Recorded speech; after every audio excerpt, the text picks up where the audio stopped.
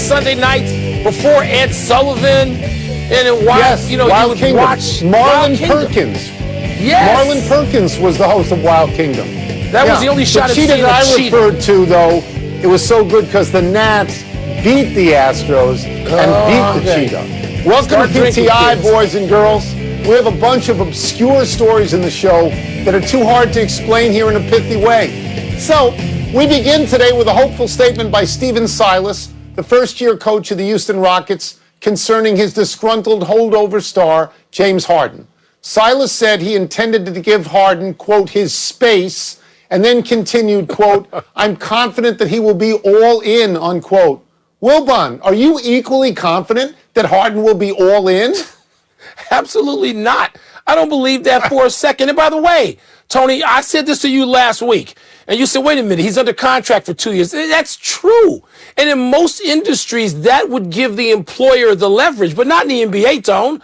Where a star like Harden in a city like Houston, which has to have a star, or they won't even come to the games, all right? They got to have a star player. If James Harden says, I want out, and sticks to it, and he's out a couple of weeks, they're going to have to trade James Harden. Now, I know at this point, somebody in Houston has said, oh, yeah, we can make it uncomfortable. The only person that's going to be uncomfortable is somebody not named James Harden, who made $40 million last year, and even if he sits out half of this year, he's still going to be in line for $20 million. So James Harden ain't going to be uncomfortable. James Harden is going to be playing elsewhere.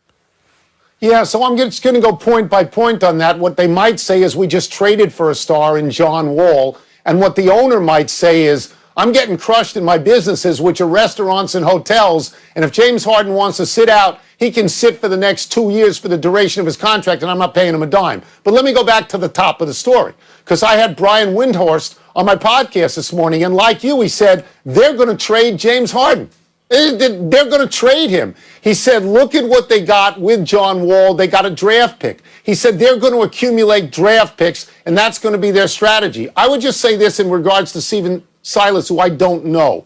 I don't know how much standing he has, Mike, because the person or persons that James Harden and Russell Westbrook wanted at first were Ty Lue, and then they wanted John Lucas. The owner, Tillman Fertitta, he wanted Jeff Van Gundy.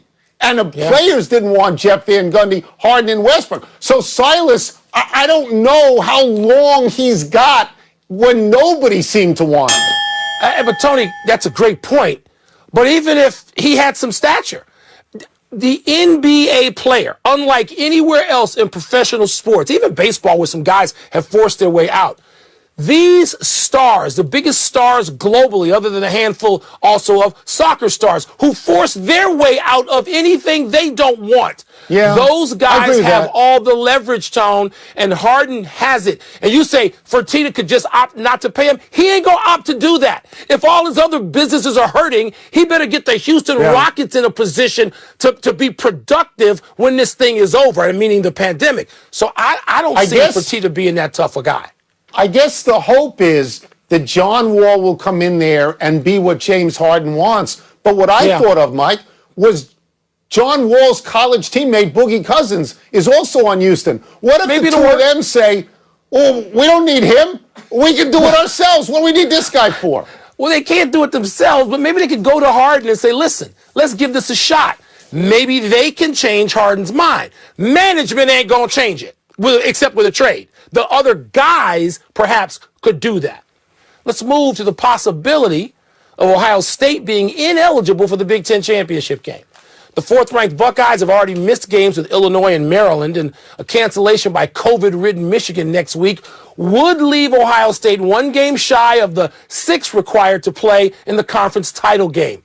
Wisconsin Athletic Director Barry Alvarez told the Detroit News the Big Ten might need to revisit the rules. Tony, would a revisit be fair to everybody else in the conference? I believe I had this one, right?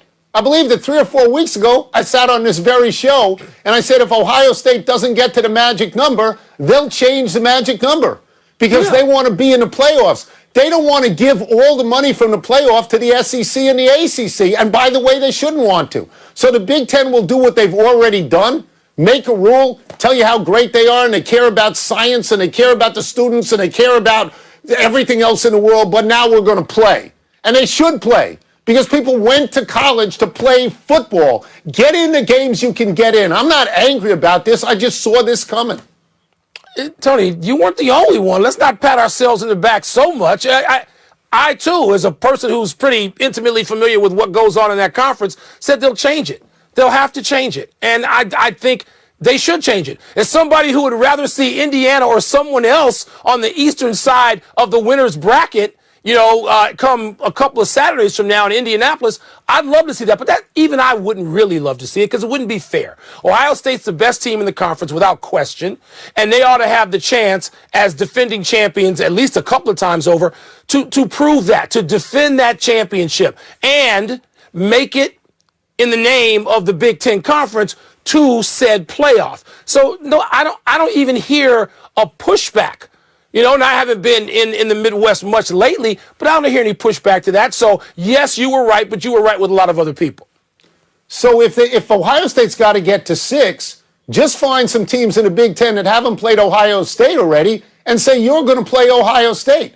And if they can't find 6, then make the number 4. Whatever number you make it so that Ohio State is eligible. Where the Big Ten got in trouble, Mike, was making rules that make themselves look good, and then they have to change the rules. Just go play football. That's what we want to see. Yeah, we disagree on that. We're not going to go back to the whole history of it because I don't see people making rules that make themselves look. People make rules with what they've got at the time. And then if you need to change the rules, say, hey, we're changing the rules, so shut up. All right, I ain't for following the SEC in anything that comes to higher education, ever, never, but as another conference. But they're going to change the rule. Yeah, they should. The Knight Commission, a long-standing reform group comprised of university presidents, former athletic directors, and others, is recommending that D1 football be cut loose from the NCAA and allowed to float on its own. Commission co-chair Arnie Duncan, the former Secretary of Education in the Obama administration, said, quote, every other sport looks like a duck and walks like a duck and probably is a duck. Football looks like a pterodactyl. It's not like the others, and it's had a wildly disproportionate impact on everything else. It doesn't make sense, unquote. So, Wilbon, does this proposal make sense to you? Arnie Duncan knows exactly what he's talking about. And, Tony, I would say this.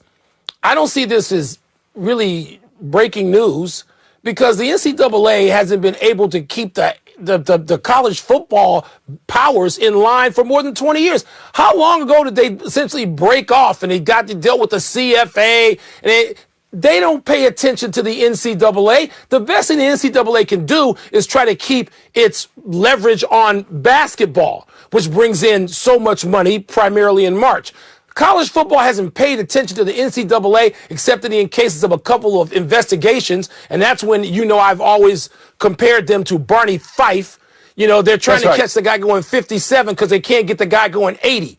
So the college football powers haven't paid attention to the NCAA in 30 years. So, I don't even think you have to do all D1 football. There's a lot of conferences that don't really compete.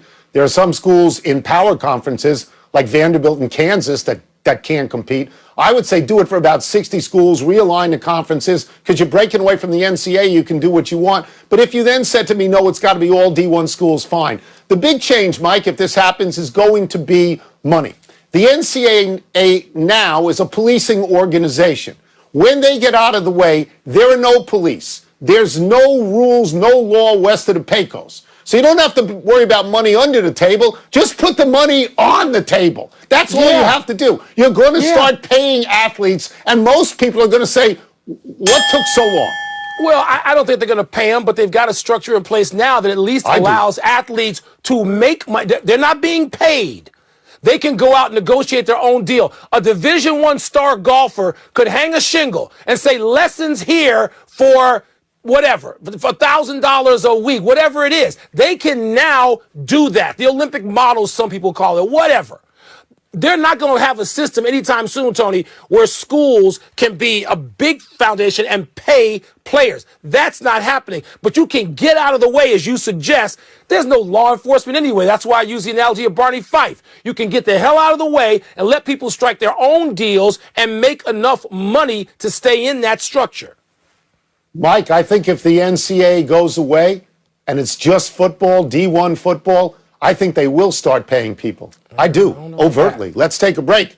But coming up, should the winner of the BYU Coastal Carolina game move into playoff contention? Set your DVRs for that game. But a DVR would still exists. Le'Veon Bell be favored in a fight with Jake Paul? Haven't we covered the ground about just like regular dudes trying to beat pros? Haven't we talked about that this week?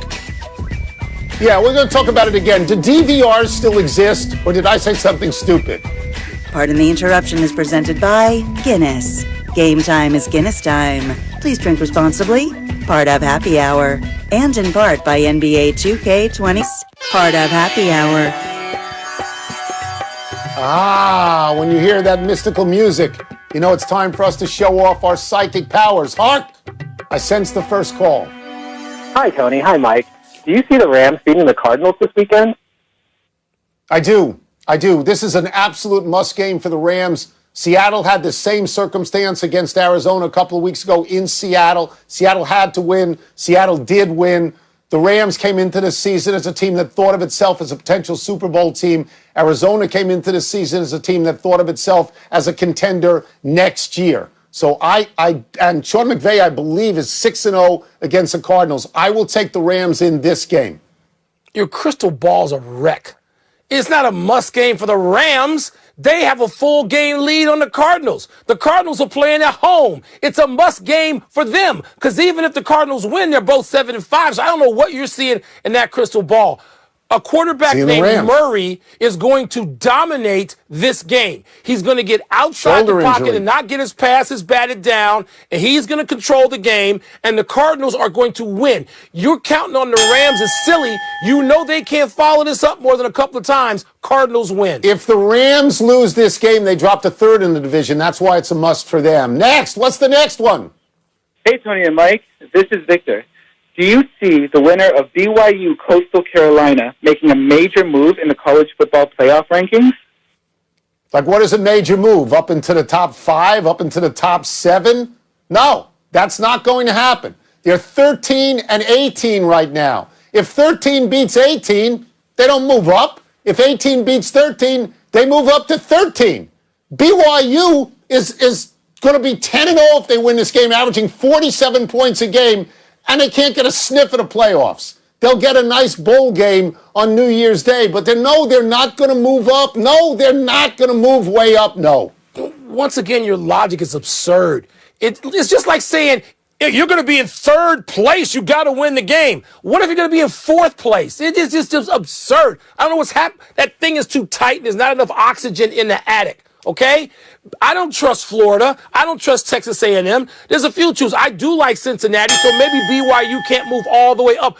But a sizable jump could be several spots to get in a position where if people lose their conference title game, then BYU could slip in. BYU is going to win and move up several spots, and it's going to matter. You're the wrong. College Football Committee has a prejudice towards the Power 5. We know that, like you do. BYU suffers from it. Next. Hey, fellas. Love your show. Do you guys see Le'Veon Bell beating Jake Paul? No. The last guy got in a ring with this guy was Nate Robinson, who thought he could fight. He could still be lying on the canvas for all I know right now. This guy trains with Sugar Shane Mosley. Le'Veon Bell, maybe he hits the heavy bag. Le'Veon Bell's credential is he's in the Pro Bowl. The other guy is a boxer. The other guy's going to knock out Le'Veon Bell because boxing is serious. It's not a joke. I mean, Andy Reid ought to say to him, don't you dare do this. Tony, remember when one of the Washington Capitals coaches decided to bring a boxer in to help the players? I do. I do. And a couple of hockey players thought that they were tough guys and they could take on a boxer. And he knocked them out. He starched them, as they used to say. And so this is what is going to happen to Le'Veon Bell as well. I mean, guys don't pay any attention. Their egos run amok. You step in with a fighter, you are going to be starched. Look up starched. What knuckleheads they are to think they can beat a fighter.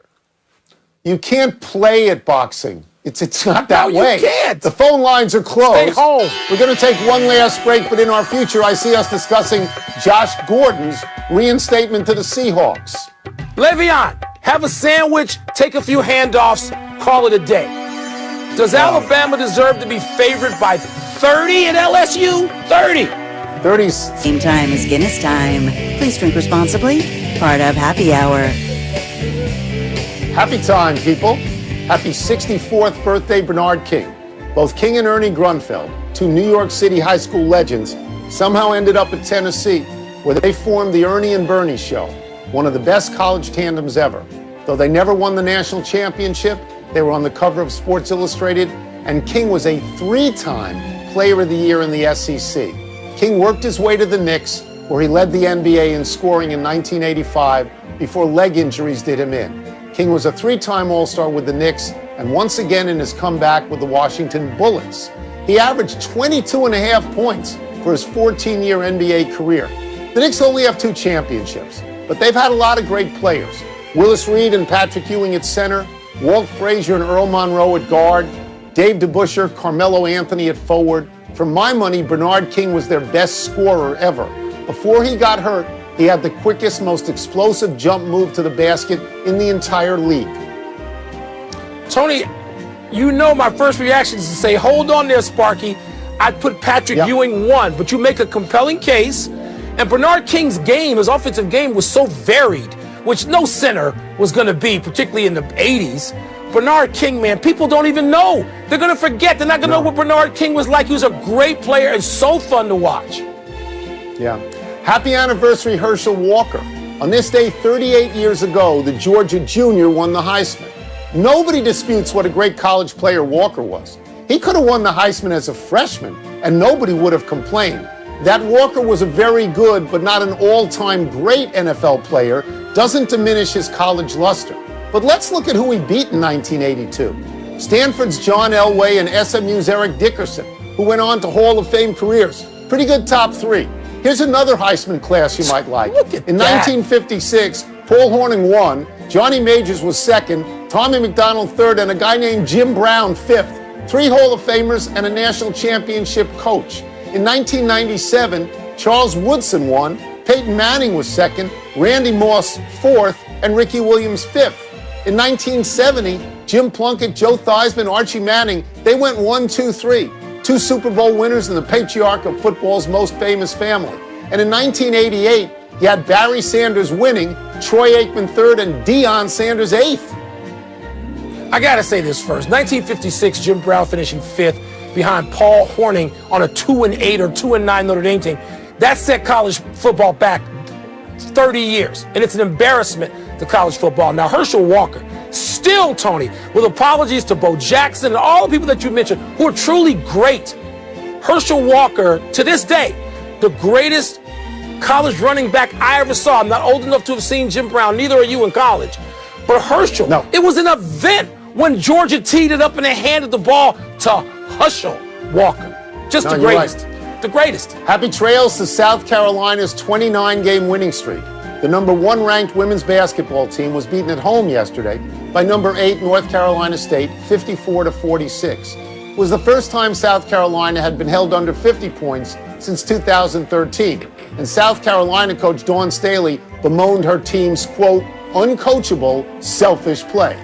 North Carolina State celebrated its first win over a number 1 team since 2007. But slow your roll on a 29-game win streak. UConn women have had streaks of 70, 90, and 111 straight wins. So don't start ordering champagne until you get to 50 or 60. Or until you win a championship, which Dawn Staley knows something about. I would hate to be the team in South Carolina's way, the next one or the one after that or the one after that, because they're the best out there right now still to me. Let's go quick to the big thing. The NFL reinstated Josh Gordon to the Seahawks for the final 2 weeks of the regular season. Is that significant? No, and he hasn't been significant for a while. He's irrelevant. People stop with Josh Gordon. Nick Saban is listed at 100%, whatever that means. Will coach Alabama at LSU tomorrow. Any chance for the defending champs, Tony? No, all their great players went to the NFL. No, Alabama's much better. Oklahoma's Brady Manick had 8 threes last night. Does he remind you of anyone? Yeah, the 8 threes, but after the appearance, this kid is channeling his inner Larry Joe Bird. Are you kidding me? Look at this. I was Luka Garza. Scored 30 in the first half of his last 2 games. How good is this kid, Tony? And where did he go to school? The Murray School, right here in D.C. He's a great player. Last one, 8-3 Browns and 8-3 Titans on Sunday. Who you got? The Browns are better and maybe a playoff team, but I'm going with the Titans this week. That's the wise move. We're out of time. We'll try and do better the next time. I'm Tony Kornheiser. I'm Mike Wilbon. Have a great weekend, Knuckleheads. You can get the PTI podcast on the ESPN app or Apple Podcasts. And now, here is Sports. I think my son taught me.